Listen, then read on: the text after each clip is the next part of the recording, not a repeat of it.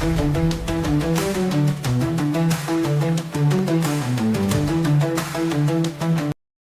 அனைவருக்கும் வணக்கம். தொடர்ந்து இந்த சேனல்ல ஜோதிடம் தொடர்பான விஷயங்களை பார்த்துக்கிட்டே வரோம். டெய்லி ஒவ்வொரு ஜோதிடர்களை கூப்பிட்டு வந்து அவங்ககிட்ட நமக்கு உண்டான கேள்விகளை, சந்தேகங்களை, நிறைய கேள்விகளை உங்கள் சார்பாகவும் ஜோதிடர்கிட்ட கேட்டு வரோம். அந்த வகையில இன்றைக்கு நாம பார்க்கக்கூடிய ஜோதிடர் யாருன்னா பண்டிட் முரளிஜி அவங்க வந்திருக்கிறாங்க. அவங்கள்ட்ட சில கேள்விகளை கேட்க வேண்டியது இருக்கு.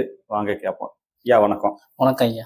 ஒரு ஜாதகத்துல கொண்டு வந்து பார்த்தோன்னா இப்போ நிறைய 90s கிட்ஸ்லாம் வந்து இன்னும் முரட்டு சிங்கிளாக சுற்றிட்டு இருக்கிறாங்க. இவங்களுக்கு எப்போ கல்யாணம் நடக்கும் அப்படிங்கிறத ஒன்றும் போது கல்யாணம் நடக்குமாங்கிறதே ஒரு கேள்வியாக இருக்கு. அதோட எனக்கு லவ் மேரேஜ் நடக்குமா இல்லை அரேஞ்ச் மேரேஜ் தான் நடக்குமா அப்படிலாம் கேட்குறாங்க.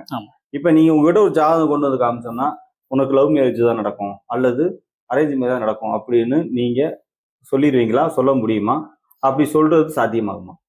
பொதுவாகவே காதல், கம்யூனிகேஷன், கல்வி என்று சொல்லக்கூடிய கிரகநிலை என்று பார்த்தீங்கன்னா புதன் கிரகம். எல்லாருக்குமே காதல் இருக்கும், யாருக்குமே காதல் இல்லாதெல்லாம் ஒரு விஷயமே கிடையாது. அந்தந்த ஒரு பருவ வயது காலத்துல ஒரு விஷயத்தை நம்ம கடந்துதான் வரோம் இல்லைங்களா? அந்த விதத்துல பார்க்கும்போது புதன் கிரகம் என்பதுதான் காதலை குறிக்க முடியும்.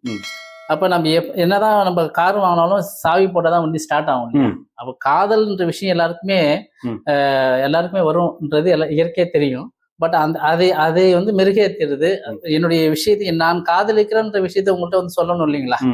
அது கிரகம்ன்றது வரக்கூடியது சுக்கிரன் கிரகம் வரும். அப்ப இது ரெண்டுமே சேர்ந்து இருக்கு, இணைவாக இருக்குது அப்படின்னு பார்க்கும்போது அவங்களுக்கு காதல் திருமணம். ஏற்கனவே பேசி பழகிய ஒரு நபர், அவங்களுக்கு தானே உடல்ன்ற விஷயம் வரும் இல்லையா? அவங்க எல்லாருமே காதல் திருமணம் பண்ணுவாங்க. நெருங்கிய சொந்தத்துல அந்த மாதிரி பேசி பழகிய ஒரு நபரை திருமணம் பண்ணக்கூடிய தன்மை அந்த புதன் சுக்கிரன் அமைப்பு தான். சில ஜாதகத்துல பார்க்கும்போது புதன் நல்லா இருக்கும், சுக்கிரன் கிரகம் ஒரு சரியில்லாத இடத்துல இருக்கும். அவங்க காதலிப்பாங்க, திருமணமா கன்வெர்ட் ஆகாது, லவ்வோட போயிடும். அது ஏன் கன்வெர்ட் ஆகணும்னா அது காரணங்கள் நிறைய இருக்கலாம். ஒண்ணு கம்யூனிட்டி விஷயமா இருக்கலாம், ஒண்ணு பொருளாதார விஷயமா இருக்கலாம், இல்ல அவங்க அப்பா அம்மா அக்செப்ட் பண்ணாத மாதிரி இருப்பாங்க. இந்த மாதிரி காரணங்கள் எல்லாமே இந்த ரெண்டு கிரகமும் சேராம இருப்பதனாலதான்.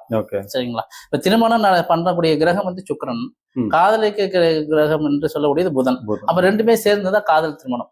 சரிங்களா? அப்ப மற்றவங்களுக்கு திருமணம் பண்றாங்க இல்லைங்களா, அது சுக்கிரன் பலமா இருக்குன்னு நம்ம எடுத்துட்டு போயிடலாம். அப்போ காதலுக்கு வந்து புதனும் திருமணத்துக்கு சுக்கிரன், இந்த ரெண்டு கிரகமும் ஏதோ ஒரு வகையில சம்பந்தப்பட்ட காதல் திருமணம் நடக்கும் அப்படின்னு சொல்றீங்க. அப்ப சந்தோஷம். அப்ப கல்யாணத்துக்கு அப்புறமும் காதல் வருது, மனைவி இல்லாம அதர் பெண்கள்கிட்ட, அதுக்கு என்ன கிரக அமைப்பு இருக்கு? திருமணத்திற்கு பிறகு வர காதல் இருக்கு இல்லையா, அது மாற்று பெண் என்ற கிரகத்தை நம்ம பார்க்கணும். சரிங்களா? மாற்று பெண் அப்படின்றாலே சந்திரன் கிரகத்தை வந்து பவரா எடுத்துக்கணும். இப்ப ஒரு ஜாதகத்துல வந்து குரு நல்லா இருக்கு, குரு என்பது நான் தன்னை சார்ந்த கிரகம் வந்து குரு இல்லைங்களா?